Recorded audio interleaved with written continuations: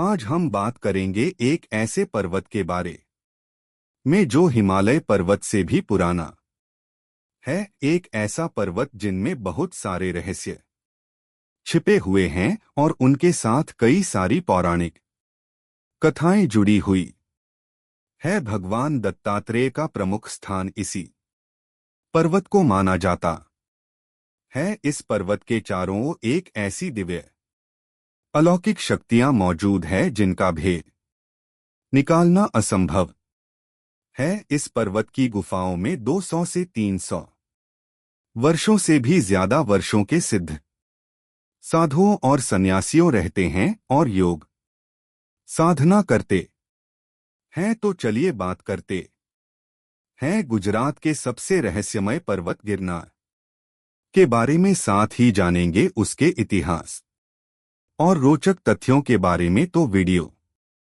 बड़ी ही रोचक होने वाली है, तो वीडियो में अंत तक अवश्य बने रहे। यदि चैनल पर पहली बार आ रहे हैं तो चैनल को सब्सक्राइब करें और बेल नोटिफिकेशन ऑन करें। ज्यादा विलंब न करके वीडियो में आगे बढ़ते हैं। गिरनार ज्वालामुखी द्वारा बना हुआ पर्वत है। गिरनार पर्वत गुजरात राज्य के जूनागढ़ शहर से 5 किलोमीटर दूर 5 पर्वतों का समूह है। इस पर्वत के कुल मिलाकर 99,99,999 पथ यानी स्टेट है। इस पर्वत के कुल 5 शिखर है जिसमें गोरख की 3,600 फुट, अंबाजी की 3,300 फुट, गौमुखी की 3,120 फुट, जैन मंदिर की 3,300 फुट और माली पर्वत की 1,800 फुट की ऊंचाई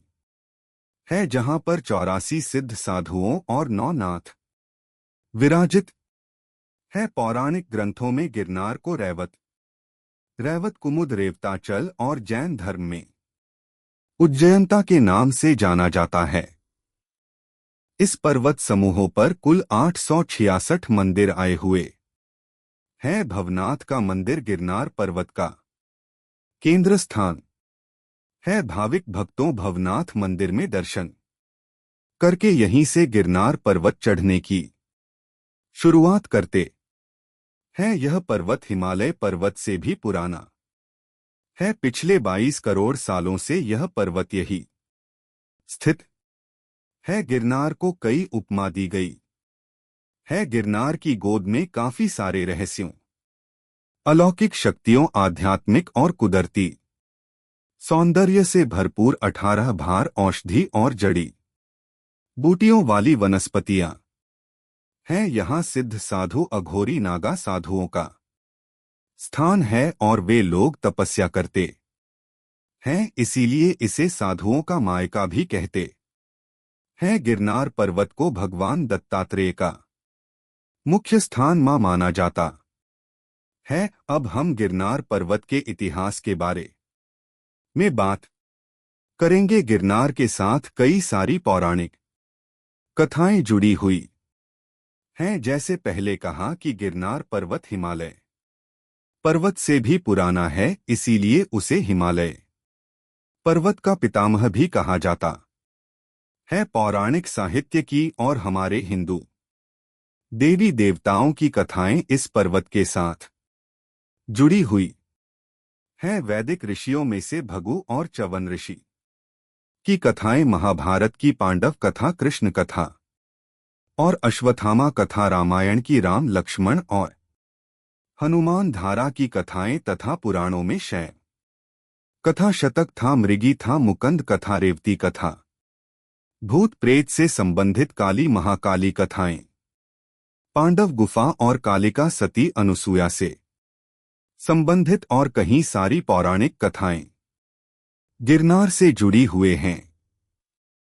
गिरनार पर्वत पर देवी पार्वती माता अंबाजी के रूप में विराजित है। पौराणिक कथा के अनुसार जब भगवान विष्णु ने अपने सुदर्शन चक्र से देवी सती के देह के 52 टुकड़े किए, तब यहां पर देवी सती का पेट यानी उदर का भाग गिरा था, इसीलिए यह जगह उद्यन शक्ति पीठ के नाम से जानी जाती है। गिरनार के सानिध्य में अंबाजी माता का अति प्राचीन और पश्चिमा अभिमुख मंदिर आया हुआ है, जिसका निर्माण 13वीं सदी में वस्तुपाल द्वारा गुर्जर शैली में किया गया था। इस मंदिर के गर्भगृह में माता अंबा मुखारविंद रूप में विराजित है। दंतकथा के अनुसार ऐसा कहा जाता है कि भगवान शिव को गिरनार की भूमि हिमालय से भी अति प्रिय थी। एक बार शिवजी कैलाश पर्वत को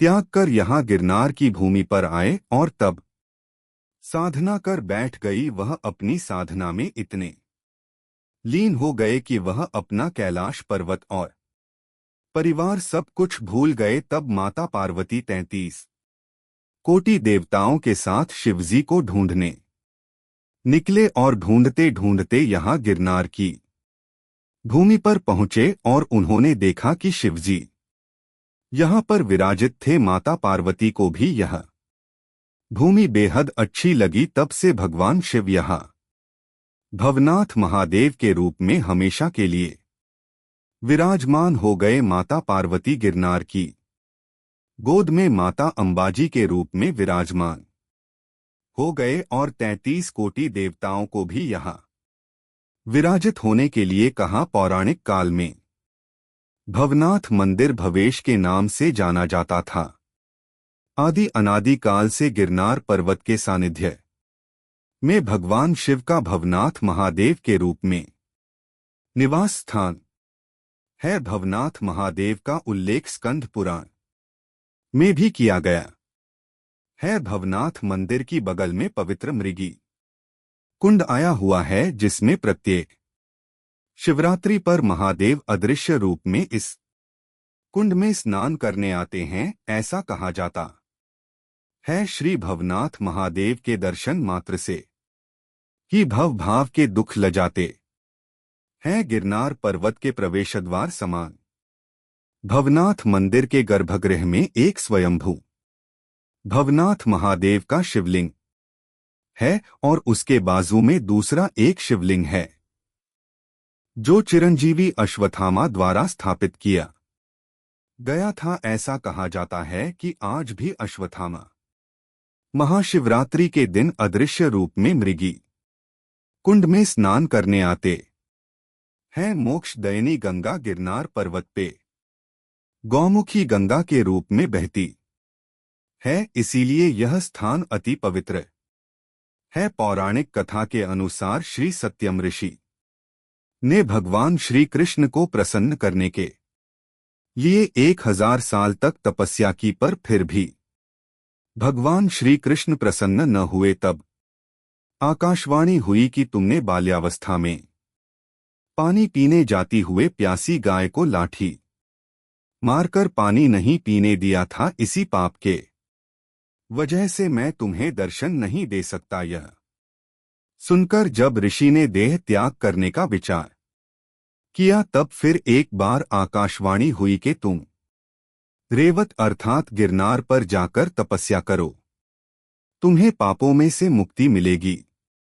आकाशवाणी सुनकर ऋषि ने रेवत पर्वत जाकर 1000 साल तक तपस्या की। तपस्या से प्रसन्न होकर मां अंबा ने दर्शन दिए और इसके साथ ही ऋषि ने मां गंगा की स्तुति की। तब मां गंगा गौमुखी में से प्रकट हुए। ऋषि ने इस गौमुखी गंगा के जल से स्नान किया और अपने सारे पापों में से मुक्ति पाकर उसने वैकुंठ में वास मिला। गिरनार स्थित बहती गौमुखी गंगा में स्नान करने से स्वर्ग के कल्पवृक्ष समान सुख और पुण्य मिलता है।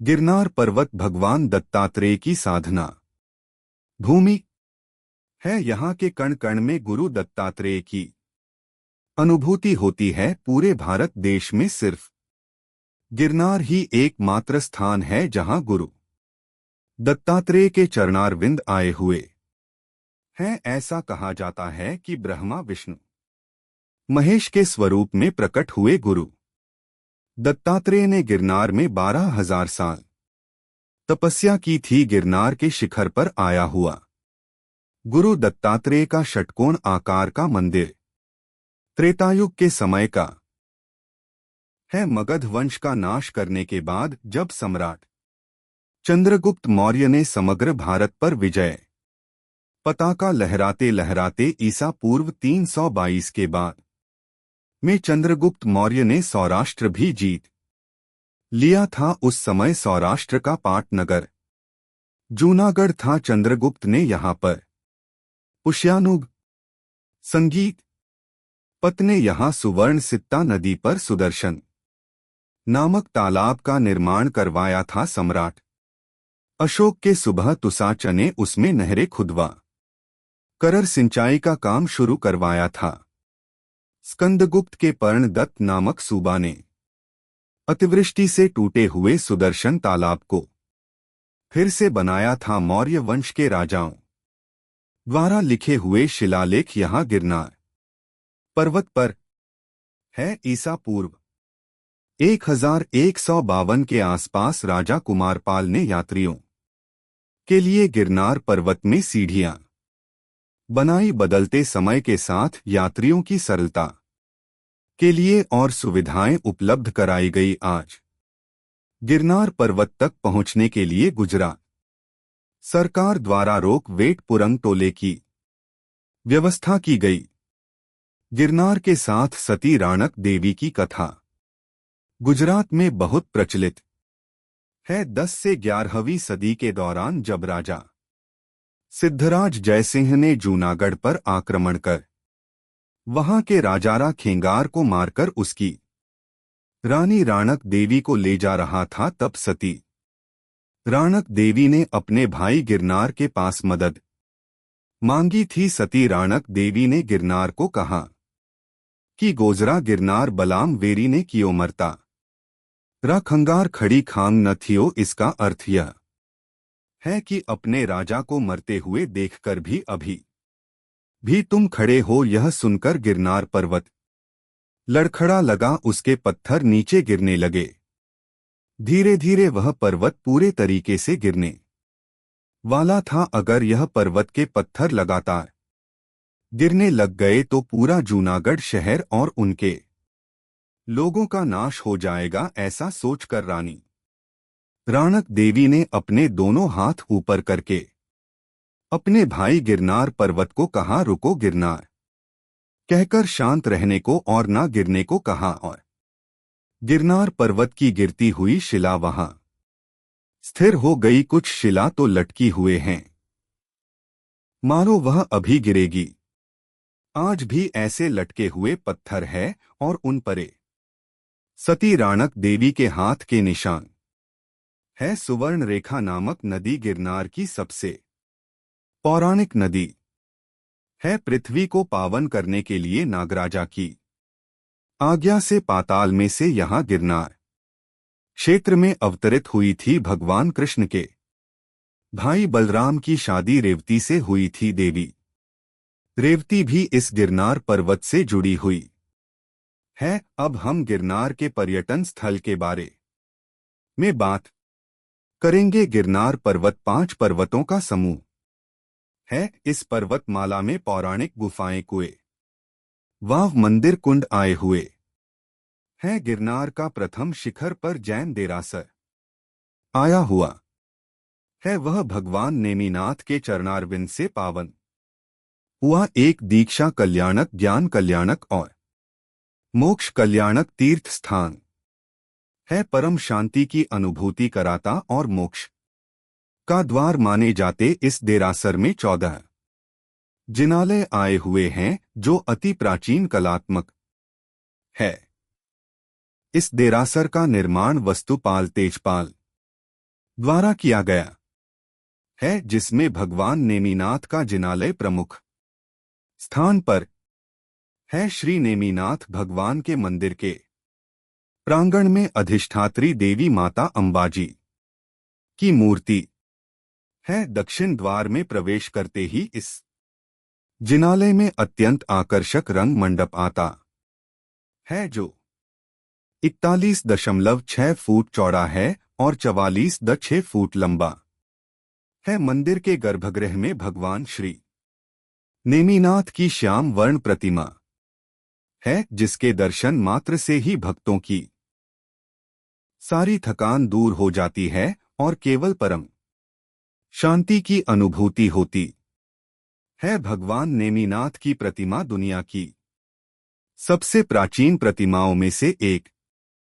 है। गिरनार पर्वत की सबसे ऊंची शिखर गुरु गोरखनाथ की है, जहां पर गुरु दत्तात्रेय के पावन चरणारविंद है। पौराणिक कथा के अनुसार कलयुग की आरंभ के समय भगवान विष्णु ने कलयुग की यातनाएं और पृथ्वी पर होने वाली आपत्तियों के निराकरण के लिए योगियों में श्रेष्ठ ऐसे नव नारायण को आमंत्रित किया। यह नव नारायण नवनाथों के रूप में भगवान विष्णु के ही अवतार है। नाथ संप्रदाय के नवनाथ में से एक गुरु गोरखनाथ यहीं पर विराजित है। यहाँ उनका दिव्य एवं अखंड यज्ञ और उनके पावन चरणारविंद मौजूद है, जो युगों लगों से भक्तों को पावन करते आए हैं। यहाँ पर भगवान दत्तात्रेय का षटकोण आकार का प्राचीन मंदिर भी आया है। इस पवित्र तीर्थ स्थान पर 26 फुट ऊंचा और 151 किलो के वजन का एक धर्म ध्वजा स्तंभ स्थापित है। यहाँ ध्वजा स्तंभ गिरनार की पवित्रता में दिव्यता अर्पण करता है। गिरनार पर्वत चढ़ने से पहले भवनाथ मंदिर के पास ही मृगी कुंड आया है, जहां प्रतिवर्ष महाशिवरात्रि पर नागा साधुओं और सन्यासियों स्नान करते हैं। यह साधुओं सिर्फ शिवरात्रि के दिन ही इस कुंड में स्नान करने के लिए डुबकी लगाते हैं। मृगी कुंड में अति प्राचीन नदी सुवर्ण रेखा का जल बहता है और इसका जल अमृत समान है। महाशिवरात्रि के दिन मृगी कुंड में सिद्ध साधुओं अघोरी बाबाओं का शाही स्नान गिरनार की तलेटी में आध्यात्मिकता का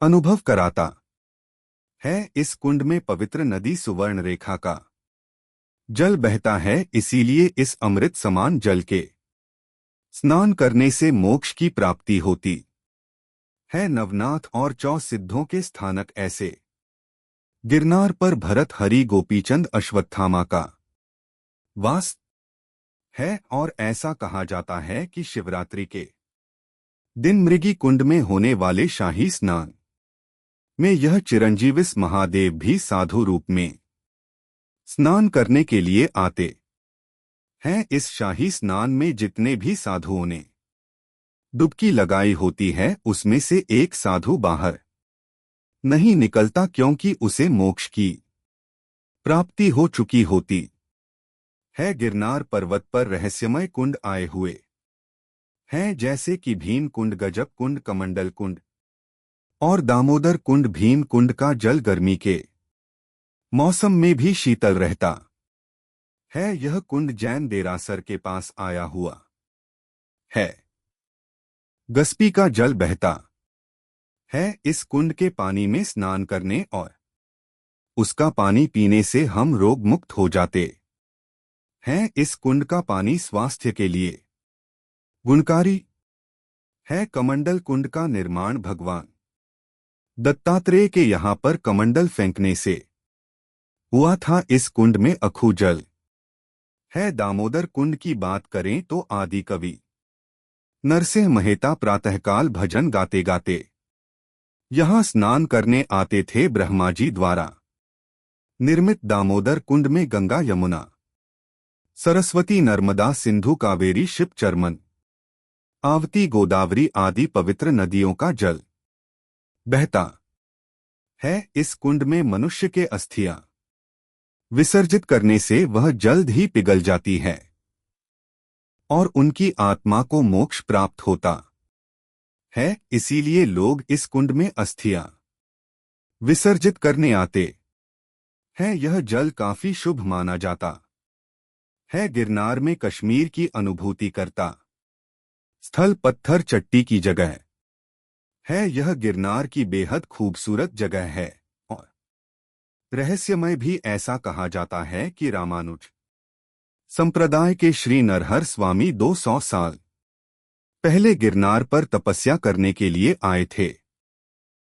यहाँ पर उसने नुकीले पत्थरों के बीच कड़ी तपस्या की थी। इस जगह पर अपनी भक्ति साधना की दिव्यता अर्पित करके 125 वर्ष की आयु में श्री नरहरि स्वामी देव हो गए थे और गिरनार के पर्वतों में ही वह समा गए थे। इसके अलावा गिरनार पर्वत के विस्तार में ऊपर कोट किला, नीचल कोट किला, धक्का बारी बौद्ध गुफाएं, राणक देवी के पंजे की निशानियां, अड़ी कड़ी वाव, नवघण कुआ, अनाज कोठा, नरसिंह मेहता का चौराहा, अशोक शिलालेख आदि जैसे पौराणिक स्थानों आए हुए हैं। गिरनार पर्वत की दो महत्वपूर्ण बाबत बहुत प्रख्यात है, महाशिवरात्रि का मेला और लीली परिक्रमा। गिरनार की गोद में भवनाथ की तलेटी में यहाँ प्रतिवर्ष महाशिवरात्रि बड़े धूमधाम से मनाई जाती है। यहाँ गिरनार के अघोरी सिद्ध संतों, साधुओं, नागा साधुओं, सन्यासी का मेला लगता है और यही साधु संतों को देखने के लिए देश के कोने कोने से लोग यहाँ यह मेला देखने आते हैं, क्योंकि यही एक ऐसा दिन है जब यह सारे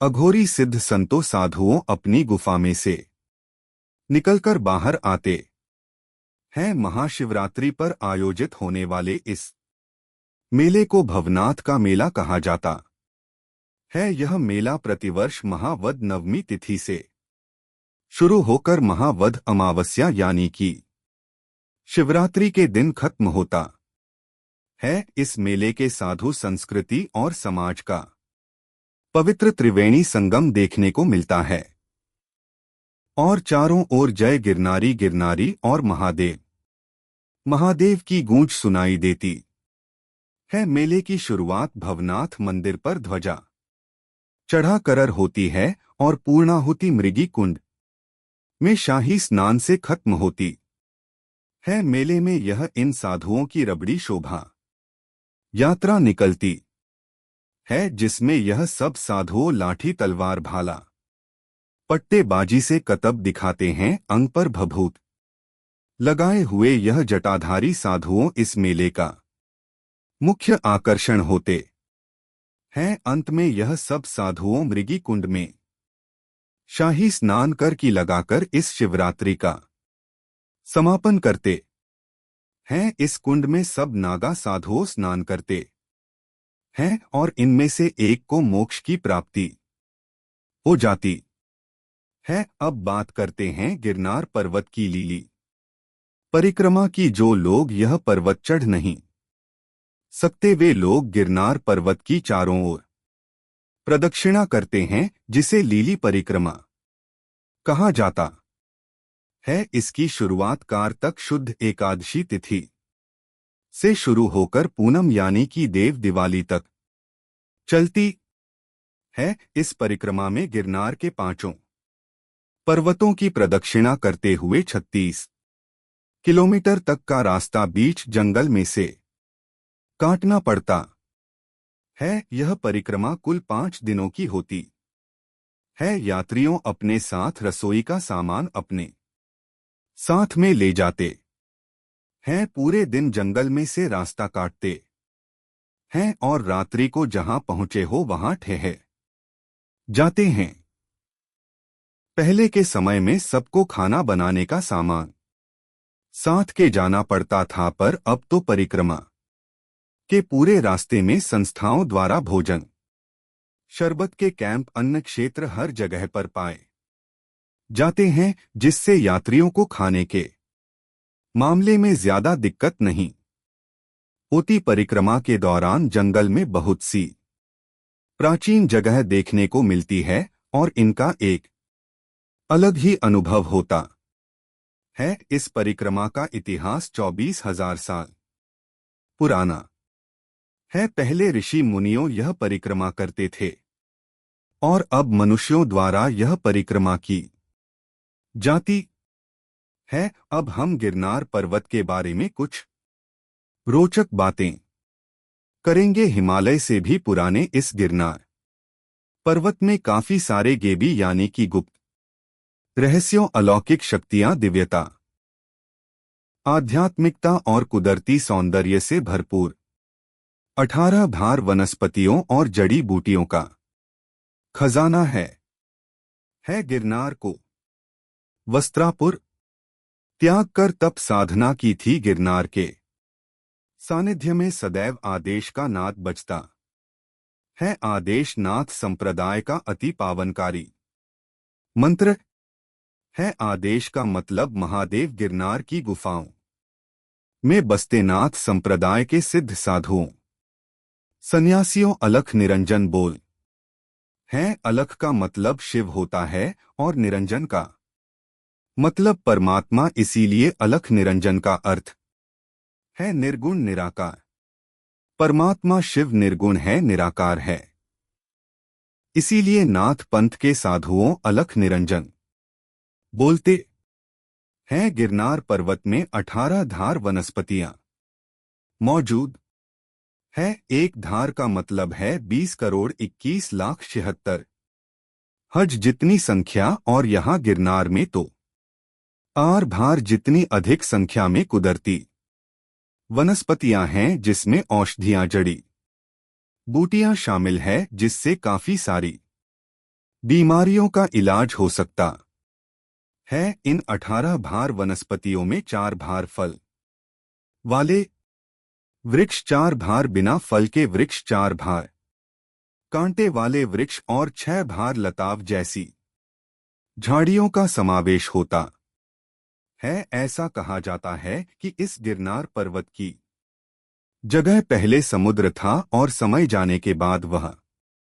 समुद्र द्वारका की ओर चला गया था, इसीलिए आज भी गिरनार में समुद्री वनस्पतियां पाई जाती हैं। गिरनार के 5 पर्वतों में कुल मिलाकर 866 मंदिर है। सभी पर्वत के दादर एक पर्वत के शिखर से दूसरे की ओर ले जाता है। अब सरकार द्वारा रोप वे की सुविधा भी है, जिससे अंबाजी पर्वत तक पहुंच सकते हैं। गिरनार और दातार डूंगर के बीच नवनाथ आया हुआ है, जिसे 84 सिद्ध की टेकरी कहते हैं, और अब यह तट गया डूंगर के नाम से जाना जाता है। गिरनार में ऐसी वनस्पतियां हैं जिसकी जड़ों को पका के खिचड़ी खाने से 6 महीनों तक भूख नहीं लगती। गिरनार की पहाड़ियों में अनेकों गुफाएं और गुप्त स्थानों हैं, जहां पर अनेकों साधु संत महंत सिद्ध योगी अघोरी महात्माओं ने बस कर अपनी तप साधनाओं को सिद्ध किया है। आज भी गिरनार की गुफाओं में 200 से 300 सालों से भी ज्यादा समय से आत्म ध्यान में लीन विभूतियां साधु पाए जाते हैं। जैन ग्रंथों तथा अन्य ग्रंथों के अनुसार यक्ष आदि अनेक आत्माएं भी यहाँ गिरनार में बसती है। गिरनार में बसते सिद्धों, महंतों, जटाधारी साधुओं के चमत्कारों की काफी सारी बातें वहां के लोगों से और यात्रियों से सुनने को मिलती हैं। एक चमत्कारिक किस्सा सुनते हैं। एक बार कुछ यात्रीगण गिरनार में रास्ता भूल गए थे, तब वह लोग किसी साधु की गुफा के पास पहुंच गए थे। उस योगी महात्मा ने उन लोगों को सहानुभूति देकर शांति से बिठाया और खाने के लिए वृक्ष के कुछ पत्ते दिए। वह पत्ते उन लोगों को स्वाद में पापड़ की तरह लगे और उससे उन लोगों की भूख भी मिट गई। बाद में उस योगी महात्मा ने उन लोगों के जख्मों की सार बार करके उन लोगों को किसी रास्ते तक छोड़ने गए, और वे लोग उनकी असली जगह पर आ गए थे। दूसरे ही दिन वे लोग यह गुफा के स्थान पर आए तो वहां ना कोई गुफा थी और ना कोई योगी। गिरनार की शिला में करोड़ों साल पुरानी वनस्पतियों के अवशेष मिलते हैं। गिरनार की गुफाओं में बसते नागा साधुओं सिर्फ महाशिवरात्रि के दिन ही बाहर निकलते हैं वे लोग भवनाथ के मेले में अपने अजीबोगरीब अकल्पनीय करक से सबको मंत्र मुक्त कर देते हैं और बाद में मृगी कुंड में शाही स्नान कर वापस गुफा में चले जाते हैं। गिरनार में साक्षात गुरु दत्तात्रेय की अनुभूति होती है। गिरनार की कथा निधि में वह से प्रमुख स्थान पर है। योग मार्ग में जिसकी सर्वोच्च देव के रूप में पूजा होती है वह दत्तात्रेय योगियों और नाथ संप्रदाय के गुरु है। उसी तरह भूत प्रेत आदि के निवारण करता एवं मोक्षदाता भी है। गिरनार को कथा निधि कहा गया है। कथा का मतलब कहानी और निधि का मतलब खजाना। गिरनार के साथ काफी सारी पौराणिक कथाएं जुड़ी हुई है जिसका मुख्य माध्यम गिरनार पर्वत है। हमारे हिंदू धर्म के 33 कोटि देवी देवताओं से लेकर उज्जैन का राजा विक्रमादित्य और उसके बड़े भाई राजा भरथरी भी गिरनार के साथ जुड़े हुए हैं। राजा भरथरी उज्जैन में अपना सारा राजपाट छोड़कर यहाँ गिरनार में तप साधना करने आए थे। आज भी यहाँ उनके नाम की गुफा भरथरी गुफा और स्थान भरथरी स्थान मौजूद है। तो यह बात थी हमारे गेबी गिरनार पर्वत की, जो काफी रहस्यमय कथाओं और अलौकिक शक्तियों से भरपूर है और करोड़ों सालों से यहाँ अपने रहस्यों के साथ बैठा हुआ है। गिरनार के बारे में लिखने जाएं तो पन्नों भी कम पड़ेंगे, क्योंकि उनके बारे में लिखना और उनका इतिहास भी उसी की तरह गहरा और बड़ा है। एक ऐसा पर्वत जो सदियों से संतों महंतों जो अघोरियों साधुओं का निवास स्थान रहा है और खुद महादेव का भी यह प्रिय स्थान है। आप कभी गुजरात जाओ तो जूनागढ़ के गिरनार पर्वत की मुलाकात जरूर लीजिएगा। आपको हमारी द्वारा दी गई जानकारी कैसी लगी कमेंट करके अवश्य बताएगा। यदि वीडियो अच्छी लगी हो तो वीडियो को लाइक और चैनल को सब्सक्राइब अवश्य करें। जय गिरनारी, हर हर महादेव।